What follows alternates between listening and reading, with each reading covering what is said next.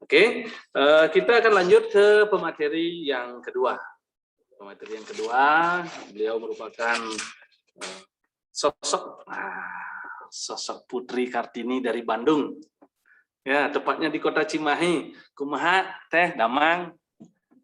Saya Pangestu. Oke, baik Pangestu. Oke, Ibu Dwi Fitria Ambarina, SPD MPD. Jadi Ibu Dwi Fitria Ambarina ini merupakan guru BK SMA Negeri 4 Cimahi. Kemudian saat ini beliau selaku pengurus besar MGBK Indonesia, merupakan koordinator Departemen Hubungan Luar Negeri. Wah, kalau berbicara luar negeri ini luar biasa sekali. Nanti bisa sharing pengalamannya Bu Dwi ya. Kemudian Ketua MGBK Kota Cimahi dan instruktur nasional di bidang bimbingan dan konseling. Oke, Bapak Ibu hadirin yang berbahagia, untuk mempersingkat waktu, langsung saja waktu dan kesempatan saya berikan kepada Ibu Dwi Fitria Ambarina. Silakan. Ya, terima kasih Pak Kaprodi, BK FIP UPMI, Bapak Adit. Ya, sebelumnya saya ingin berterima kasih kepada Bapak Rektor, Pak Dr. Made Suwarte, juga Bapak Dekan, Bapak Dr. Komang Wirawan, atas kesempatannya bisa berkolaborasi di sini. Senang sekali, ini kali kedua saya bergabung dengan Universitas Mahadewa University ya. Luar biasa, semakin progresnya makin keren aja nih, apalagi prodinya digawangi Pak Kadek Sardita ini dan tim Pak Giri juga luar biasa. Ya, tema kali ini kita protokol hati, bahagia protokol hati series yang pertama. Izin share screen ya, Pak Giri, saya mau izin share screen. Ya, nah keluar. Ada keluar nggak Pak Adit? Belum. Belum ya? Ya. Oh, bentar. Saya coba sekali lagi. Nah, udah keluar belum? Oke, ada? Sudah, ya. Oke. Bismillahirrahmanirrahim. Nah, izin pakai musik sedikit, terdengar suaranya? Ya, suara musiknya cukup Pak Adit ya? Tidak terlalu besar? Oke, sudah. Iya, cukup. Sudah langsung merinding nih. Iya, saya sengaja pakai musik sedikit biar otak kiri kanannya bekerja bareng gitu, biar nggak otak kirinya aja yang bekerja, kesian kita dari kecil otak kirinya terus yang di ini ya. Nah, pakai musik juga biar otak kanannya ikut teraktivasi, biar belajarnya seimbang. Oke, di sini saya mau mencoba, kalau kata anak sekarang itu jalan ninja gitu ya. Jalan ninja. Kenapa sih harus jalan ninja? Karena kan ninja itu identik dengan ketepatan, keakuratan, gesit gitu ya. Cepat tapi tepat.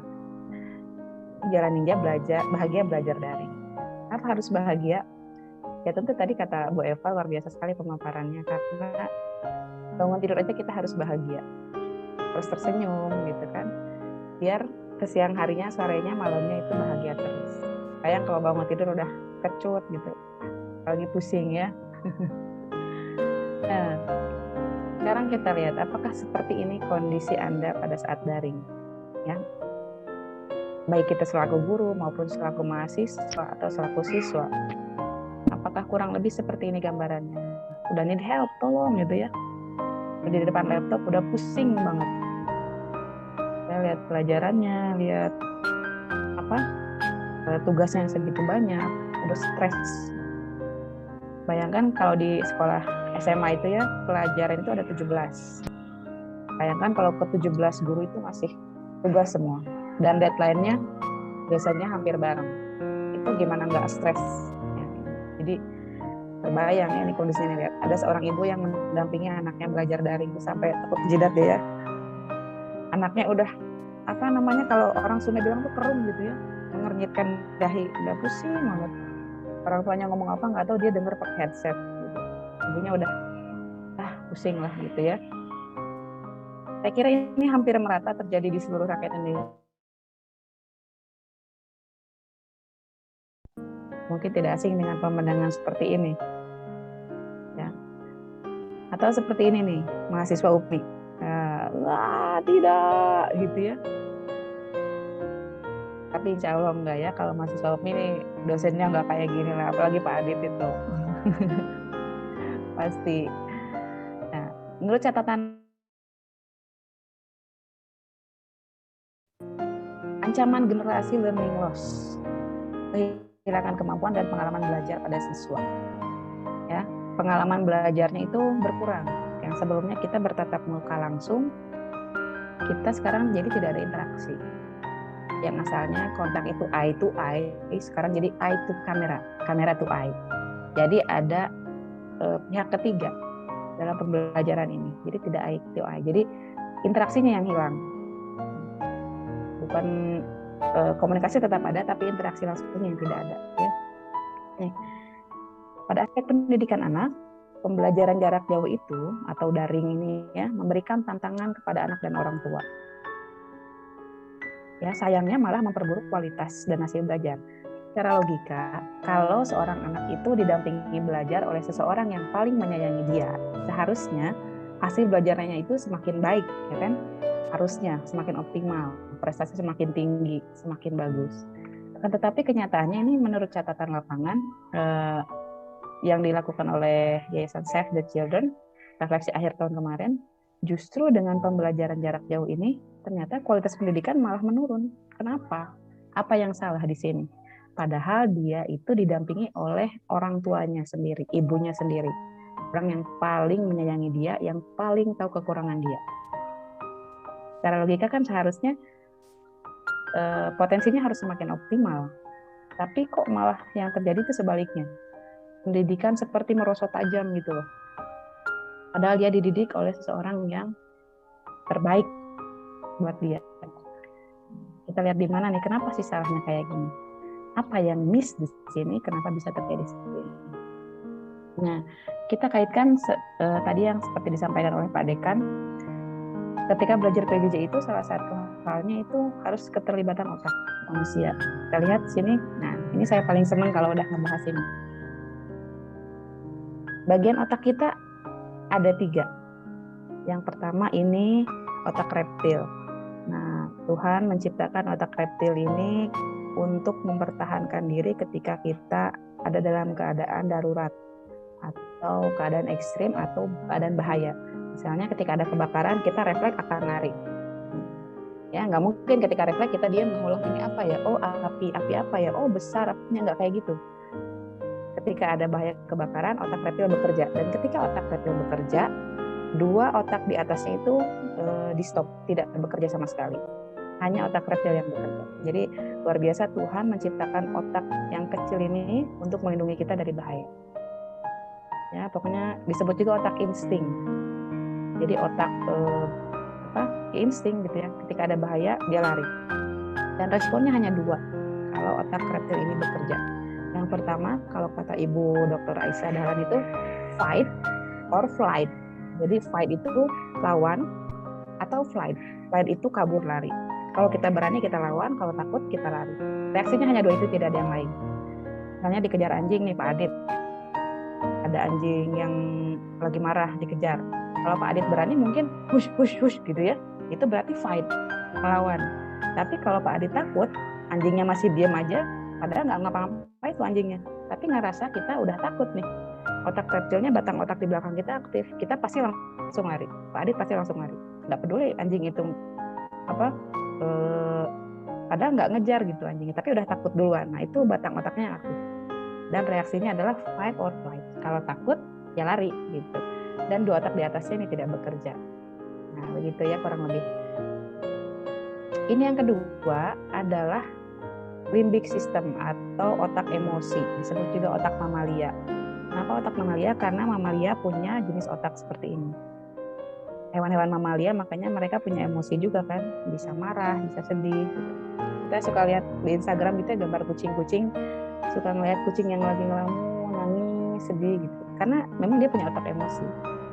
Nah, Satu lagi yang level 3 itu lapisan paling luar disebut juga neokortex, rational thinking. Disebut juga otak primata, ada ahli yang menyebutkan otak primata. Jadi otak ini hanya dimiliki oleh spesies primata, manusia dan kera. Jadi hewan yang paling modern, yang paling hebat gitu ya, itu kera, karena dia punya otak rasional ini, sebetulnya otak primata. Nah, yang harus kita paham di sini adalah ketika informasi dari luar masuk, yang pertama dilewati itu lewat batang otak, dari bawah dulu nih, lewat ke sini masuk. Kalau di otak reptilnya aman gitu ya, dia bisa langsung masuk ke limbic system. Kalau di limbic system aman, baru masuk ke neokortex. Nah, semua ilmu pengetahuan, informasi, pelajaran, semua masuknya di sini. Tersimpannya memori kita, pelajaran-pelajaran matematika, kimia, fisika, ilmu pengetahuan, semuanya disimpan di sini. Caranya, sebelum informasi ini masuk, kan harus melewati 3 titik ini dulu ya, 3 jenis otak ini dulu. Harus 1, 2, 3. Kesalahan banyak dari kita adalah ketika informasi masuk, misalnya ketika anak belajar daring, si ibunya udah marah-marah duluan. Anaknya nggak ngerjain PR, susah banget, lama gitu ya. Mungkin Bapak Ibu yang sudah punya anak bisa merasakan ya, ketika anak nggak mau ngerjain PR, bikin kita kesal. Nah, ketika kita kesal, kita marahin anak kan. Ketika kita marah sama anak, yang diaktifkan itu bukan neokortex ini.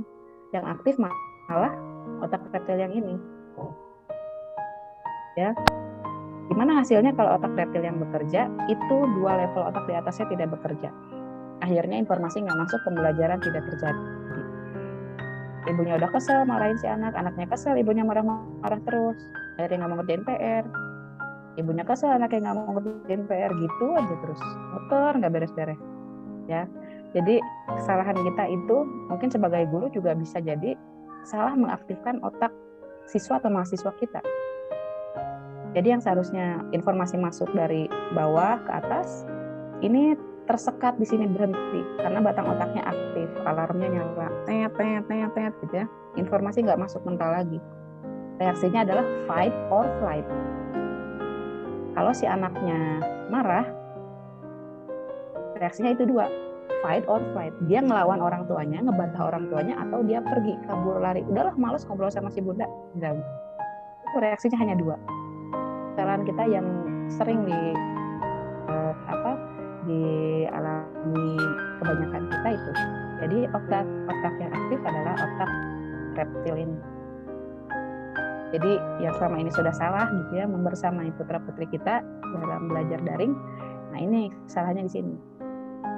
Ya, jadi ketika mau belajar itu anak harus tenang dulu, nyaman dulu. Jangan dibikin marah, jangan otak reptilnya yang diaktifin ya. Kalau informasi sudah masuk ke sini, baru masuk ke rasa nyaman, bahagia. Oh, si bunda enak nih nemenin belajar. Oh, Pak Adit enak nih, ngejelasinnya nggak marah-marah. Masa datang ke kelas tiba-tiba marah-marah. Siapa ini yang nggak masuk ulangan? Nah, itu udah, suasananya kurang enak. Itu refleks pasti ditolak sama otak mahasiswa. Ya. Dan kita jangan menyalahkan anak kalau dia nggak mau ini. Jangan-jangan cara kita yang salah.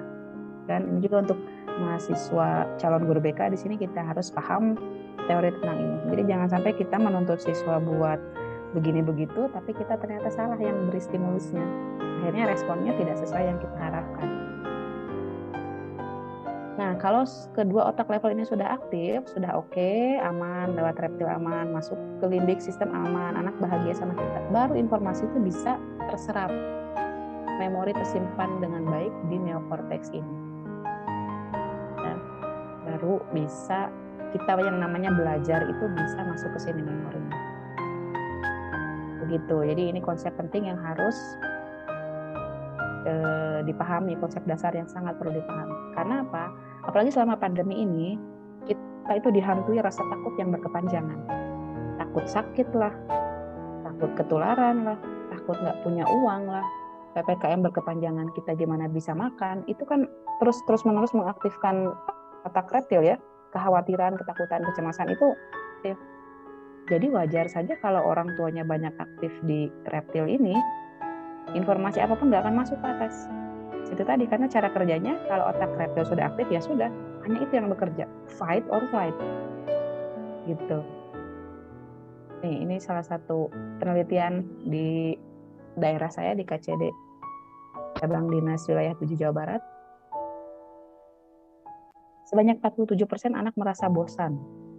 Dan mungkin juga kita merasakan hal yang sama. Mungkin juga kita bosan. Setahun setengah lebih kita seperti ini gitu ya. Pasti ada titik jenuhnya. Dan ini sebanyak 35% merasa khawatir, merasa tertinggal pelajaran. Sebanyak 25% merasa tidak aman. Banyak 35% takut terkena penyakit termasuk COVID.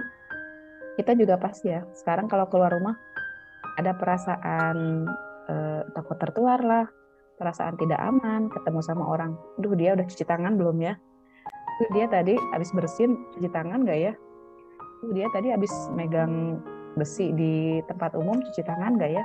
Jadi pikiran kita itu sekarang memang dipaksa otak reptilnya selalu aktif gitu. Bayangkan, sudah setahun setengah kita terus-menerus aktif otak reptilnya. Itu kurang baik juga ya. Dan sebanyak 20% merasa rindu dengan teman-teman. Ya. Dulu kalau sekolah atau kuliah itu makan bareng di kantin, kumpul jam istirahat, atau pulang sekolah, pulang kuliah ke rumah teman, ngerjain tugas. Sekarang tuh ngerjain tugas depan laptop, belajar depan laptop, di kamar pun sendiri depan laptop.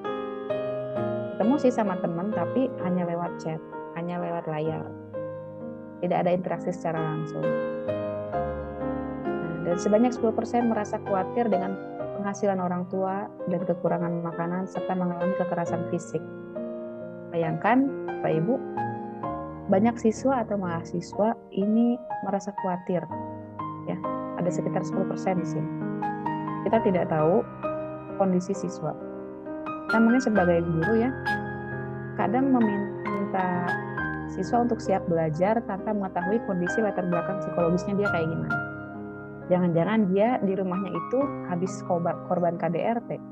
Jangan-jangan di rumahnya itu dia habis dipukulin ayahnya. Jangan-jangan dia habis dimarahin, habis sampai dipukuli, sampai ditampar oleh ayahnya, sampai ditendang. Jangan-jangan di rumah dia lagi ngerasa sakit hati karena melihat orang tuanya bercerai. Karena ibunya marah-marah, bapaknya nggak punya penghasilan, minta cerai, lalu ibunya menikah lagi dengan laki-laki lain. Bayangkan, kasus ini saya rasa tidak sedikit. Ya, dan kita tidak mau seolah-olah menutup mata kondisi anak itu seperti itu. Jangankan buat ngerjain tugas, ngurusin perasaan sendiri aja saya pusing gitu ya, kata siswa. Ibu saya kawin lagi, bapak saya udah nggak tanggung jawab, saya di rumah cuma sama kakak kerjanya cuman misalnya parkirin mobil karena udah nggak punya kerjaan, kemarin kena PHK. Kondisi seperti ini yang kadang banyak pihak guru itu menutup mata, nggak mau tahu, pokoknya kamu harus belajar, daring, harus hadir. Tapi kita tidak tahu kondisi apa yang ada di latar belakang siswa ini. Jadi kita harus peka gitu, apalagi sebagai orang BK, calon-calon guru BK di sini, jangan menutup mata dari itu. Sebanyak 62% mengalami kekerasan verbal. Ya, betul sekali. Zaman sekarang karena orang tua terdampak ekonominya, akhirnya orang tua juga punya emosi. Biasanya kalau orang tua kesel itu udah nggak lain larinya ke anak. Betul ya Bapak Ibu ya. Kadang kita juga kalau udah capek banget, itu ketika melampiaskannya itu tidak jarang ke anak. Dan sampai kepada kekerasan verbal. Kalau yang tadi non verbal gitu ya, kekerasan fisik, sekarang kekerasan verbal. Kamu itu anak nggak tahu diri, nggak tahu diuntung, nggak sama orang tua. Wah, itu kalimat-kalimat yang seperti itu yang bikin anak, aduh kebayang ya, bukannya anak jadi patuh pengen hormat sama orang tua, malah yang diaktifkan tadi otak reptil tadi. Ya manusia nggak suka kayak gituin. Nah, dan ini miris sekali Bapak Ibu, bahkan muncul keinginan anak untuk mengakhiri hidupnya karena merasa hidupnya tidak produktif selama pandemi ini. Ya. Sedih kalau udah dengar kayak gini. Beberapa waktu lalu, sekitar 2 bulan yang lalu, di Bandung ada siswa yang mengakhiri hidupnya karena pusing banyak tugas, terus di rumah nggak ada yang ngertiin dia. Ada salah satu SMA di Bandung, ini saya sedih sekali ya mendengarnya. Karena menurut kita mungkin itu cuma gara-gara kebanyakan tugas kok sampai bunuh diri. Seberat itukah masalah dia? Sebenarnya bukan masalah banyak tugasnya menurut saya sih ya, tapi mungkin dia nggak punya teman cerita, nggak punya teman berbagi. Sekolah ke guru BK nggak bisa cerita, ke orang tuanya di rumah tidak bisa menjadi teman yang baik. Akhirnya dia merasa, udahlah, udah nggak ada gunanya lagi saya hidup, buat apa? Orang-orang juga semuanya nyalahin saya. Akhirnya udah, dia bunuh diri. Ya. Atau kasus sekarang itu banyak yang cutting tangan di sini ya, itu anak-anak yang sudah merasa tidak bahagia hidupnya, dia merasa kalau sudah cutting tangan itu lega gitu masalahnya. Itu justru mereka yang sangat perlu perhatian kita dari pihak BK gitu ya. Harus lebih aware sama hal-hal kecil seperti ini. Nah ini dia. Jadi ketika persiapan sebelum belajar, hal yang disiapkan ini diantaranya, ya yang pertama itu look. Sebelum pembelajaran kita harus menggali perspektif anak, kebutuhannya, kondisinya sama di rumah. Misalnya kita lihat dengan mata, ketika di layar Zoom misalnya rambutnya gondrong, acak-acakan, jadi jangan langsung dijudge, itu rambut cukur yang benar coba. Nah itu kan langsung judge ya, kita nggak ngelihat, siapa tahu dia memang nggak punya uang buat beli cukur, buat ke tempat cukur gitu kan, padahal hanya 15.000 atau 20.000, dia nggak punya uang. Kita lihat dulu kondisi anak tuh seperti apa. Kelihatannya matanya merah ya, kayak kurang tidur, agak sembab misalnya. Jadi anak itu ketika diperhatikan itu pasti senang. Setiap orang kalau diperhatikan pasti senang.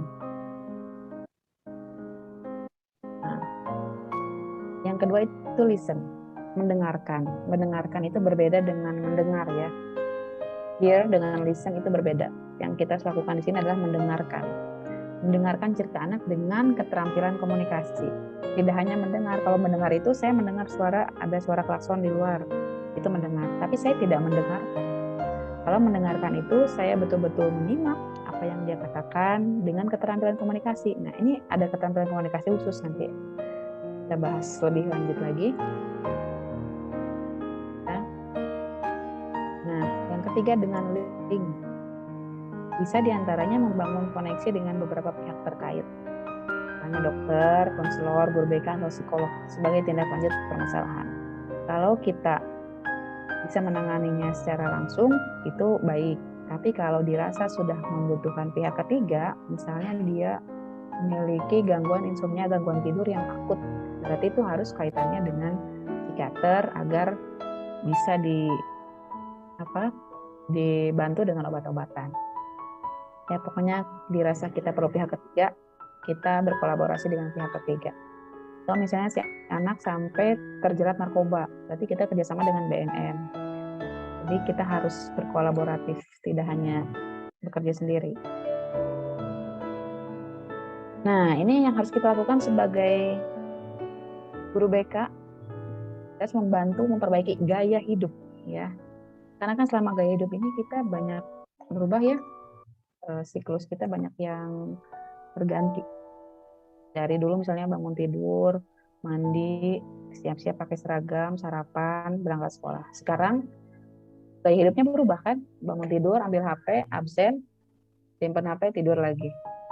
Itu aja terus. Ganti pelajaran berikutnya, bangun tidur, ambil HP, absen, tidur lagi. Baru siang ke malam dia baru bekerja menyelesaikan PR. Kalau malamnya dia ngerjain main game sampai begadang. Ya bangun paginya gitu lagi, absen, tidur lagi, gitu aja terus. Memang tidak dipungkiri hampir 80% sekarang siklusnya seperti itu. Dan ini yang harus kita tolong mereka. Caranya bagaimana? Dengan teori layang-layang. Nah, Bapak Ibu, layang-layang itu untuk bisa terbang harus ada apa? Itu harus ada yang menghubungkan kita dengan layang-layang, yaitu dengan benang kan? Kita harus menghubungkan layang itu dengan benang, lalu kita narik dari situ. Baru kita bisa terbang. Kalau tidak ada benang, layang-layang itu nggak bisa terbang. Jadi prinsipnya ketika kita ingin memberikan pertolongan atau nasihat kepada siswa adalah koneksi sebelum koreksi. Nah, ini yang juga sering kali kita luput ya. Kita main koreksi aja ke siswa. Kamu jangan gini, kamu jangan gitu, kamu harus begini, harus begitu. Kalau tidak terkoneksi kita dengan siswa, itu dia nggak akan nurut, nggak akan berubah. Sebelum kita memberikan koreksi, kita harus koneksi dulu sama dia. Harus pastikan dia bisa menerima semua apa yang kita sampaikan. Itu tadi dengan cara yang pertama, kita lihat dulu dia yang look, listen, sama link. Dengarkan dulu apa yang keluhan dia apa. Mungkin dia habis mengalami sexual abuse oleh ayahnya, ya, atau mungkin oleh temannya, atau oleh pamannya, keluarganya. Kita tidak tahu. Jangan-jangan dia punya masalah besar yang dia belum ceritakan. Akhirnya masalah yang muncul seperti itu. Kita belum tahu ke arah sana, udah main koreksi, itu nggak akan masuk, langsung mental. Jadi prinsipnya pastikan kita sudah terkoneksi dulu sama siswa, baru kita mengoreksinya. Dan cara ngoreksinya pun ada caranya, bukan asal ngoreksi gitu ya.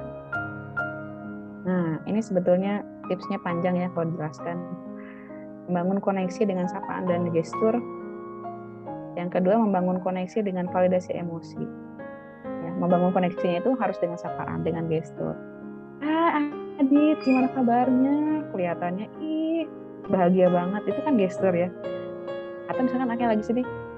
Adit, ibu lihat lagi sedih ya. Itu namanya validasi emosi. Kalau kelihatan lagi manyun gitu ya, lagi bete. Kita validasi emosinya, betul nggak? Dia lagi sedih. Jangan-jangan dia cuma ngantuk. Jadi itu pentingnya proses validasi. Ibu lihat Adit kayaknya lagi sedih deh. Nah itu kan, jadi itu kita memvalidasi benar nggak dia lagi sedih. Nah yang ketiga, membangun koneksi dengan memberikan perhatian. Ibu perhatikan dari tadi ketika ibu bicara, Adit hanya memain-mainkan pulpen, diketrok-ketrok ke sini. Nah berarti kan, oh ternyata si ibu memperhatikan saya nih, tadi lagi belajar daring, pulpennya cuma diketek-ketek gitu aja, nggak merhatiin layar misalnya. Berarti kan itu perhatian. Nah, itu salah satu cara membangun koneksi. Yang keempat, membangun koneksi dengan mendengarkan aktif. Mendengarkan aktif itu tidak hanya ada suara didengarkan, gitu, tapi juga memberikan respon. Bisa dengan anggukan kepala, bisa dengan, oh iya ya, jadi begitu ya. Itu termasuk juga mendengarkan aktif ya. Nah ini juga satu hal penting yang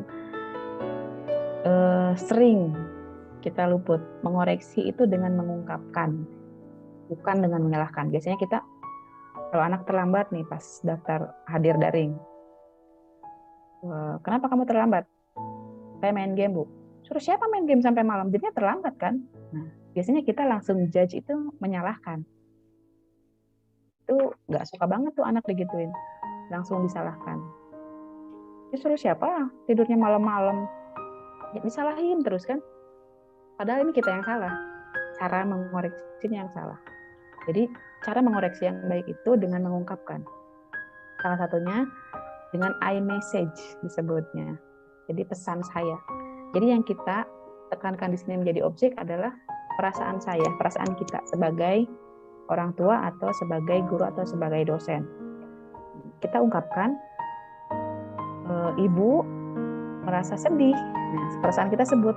Atau misalnya marah, atau kecewa, atau bahagia, sebutkan perasaannya. Misalnya tadi si anak yang terlambat masuk Zoom karena dia begadang main game misalnya.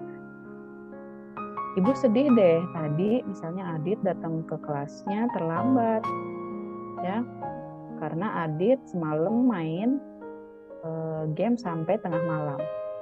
Ibu harap sih, ibu inginnya lain kali Adit kalau main game diatur jadwalnya ya, agar tidak kesiangan. Itu kan lebih enak penyampaiannya.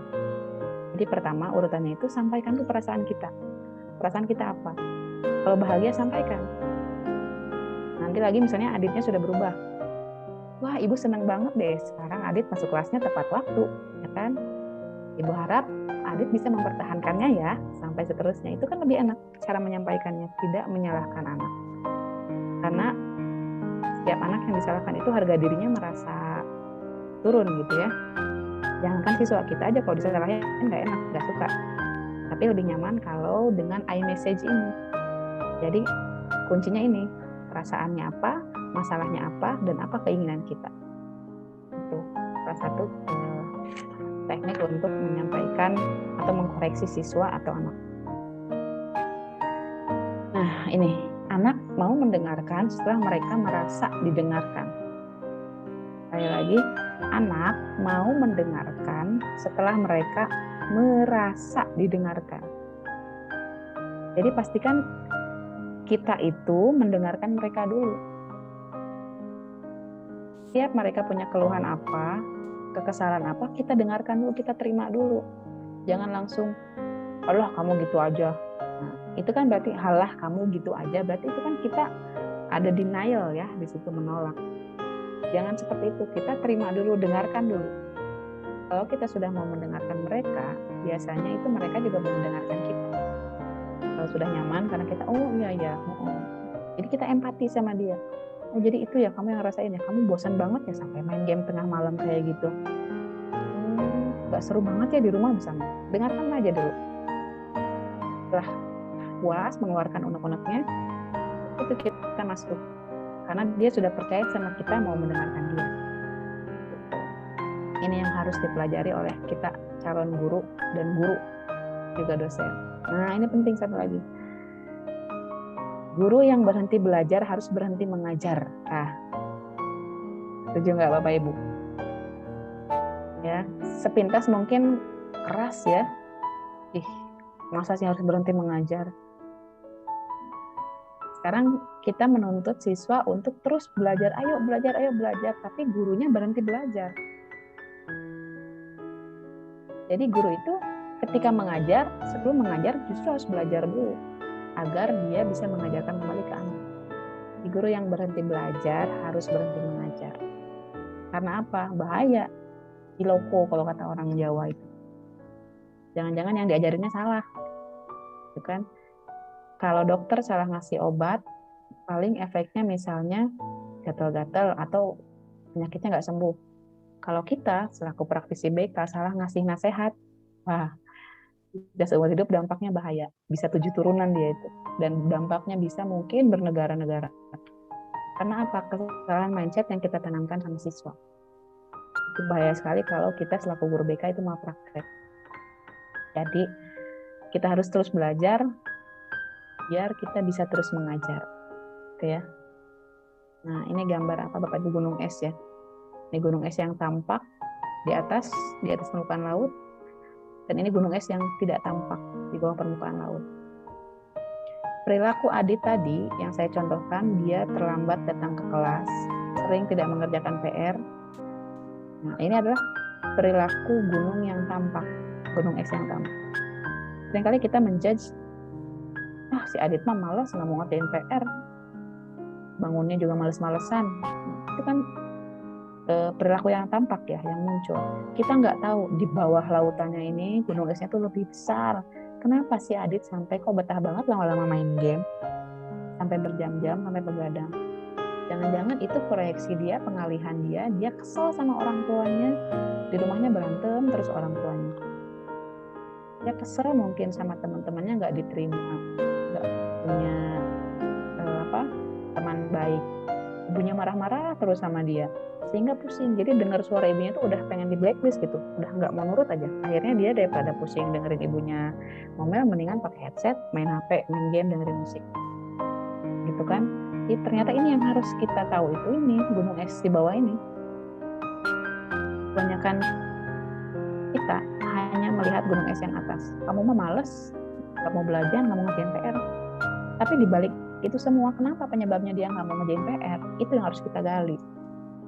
Dan ini yang sering kali kita lupa. Setiap siswa memiliki gunung es permasalahan masing-masing.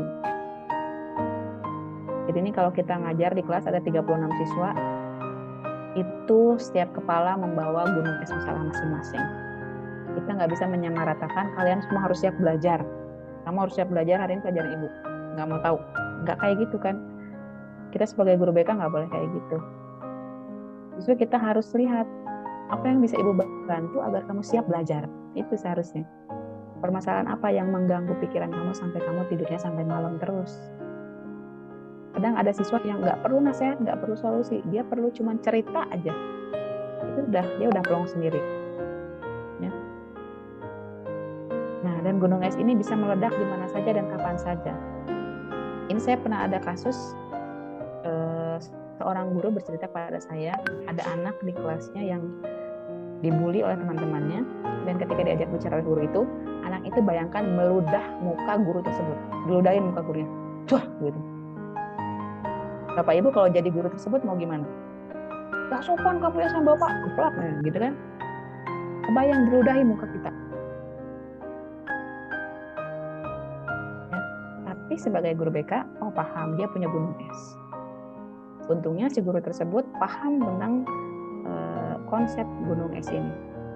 Dia nggak marah kepada anaknya, dia telusuri, oh ternyata memang betul dia menyimpan suatu dendam sama orang tuanya, kemarahan yang tidak tersalurkan, kemarahan yang mungkin sudah bertahun-tahun menyampah di hatinya, dan akhirnya ketika gurunya kepantik sedikit, dia keluar langsung meludahin muka gurunya. Bayangkan ya. Nah, di akhir kita refleksi diri sejenak. Kita tidak dapat mengubah tingkah laku seseorang sebelum mengubah apa yang ada di dalam diri kita. Ketika kita meminta anak untuk disiplin, kitanya dulu mencontohkan disiplin. Sebelum kita meminta anak untuk tepat waktu, kitanya dulu mencontohkan tepat waktu.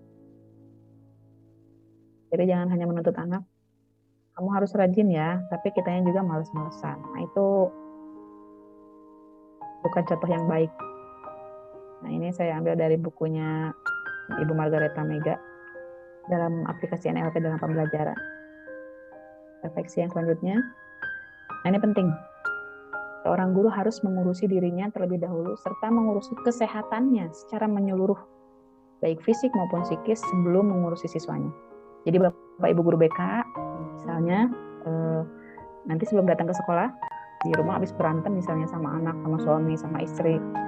Jadi sebelum masuk gerbang itu diam dulu. Simpan dulu masalahnya. Loh, jadi guru BK di dalam, baru masuk gerbang. Kalau enggak, kita masuk dengan gembolan masalah dari rumah, yang akan kita kasih ke anak itu, yaitu masalah tadi. Anak nggak salah apa-apa, kitanya udah marah-maring duluan, gitu ya. Seringkali kita marah di kelas ini, dan ke kelas lain tiba-tiba datang marah-marah ikut ke bagian marahnya juga. Artinya kita belum selesai dengan diri kita sendiri. Kitanya harus selesai dulu dengan diri kita sendiri sebelum mengurusi siswa. Kasihan siswa. Ya, kalau kitanya bahagia, yang akan kita sebarkan adalah kebahagiaan. Tapi kalau kitanya stres, mumet, ya itu yang akan kita share sama siswa. Boro-boro membantu siswa, yang ada juga ngeselin, malah menambah masalah. Mungkin itu Bapak Ibu ya sedikit refleksi diri untuk kita praktisi BK. Ini mudah-mudahan Tuhan mengampuni semua kesalahan kita dalam pengajaran pendidikan selama ini. Kedepannya kita sudah tahu nih trik-triknya, ilmunya. Kita punya cara yang lebih efektif untuk membantu menolong siswa. Ya, oke, mungkin terima kasih dari saya. Ini gambar gedung sate di malam hari. Pak Adit ditunggu lagi di Bandung. Kita makan kebancakan di sini ya, Pak Adit dekat gedung sate. Itu saja mungkin Pak Moderator. Terima kasih. Assalamualaikum warahmatullahi wabarakatuh. Waalaikumsalam.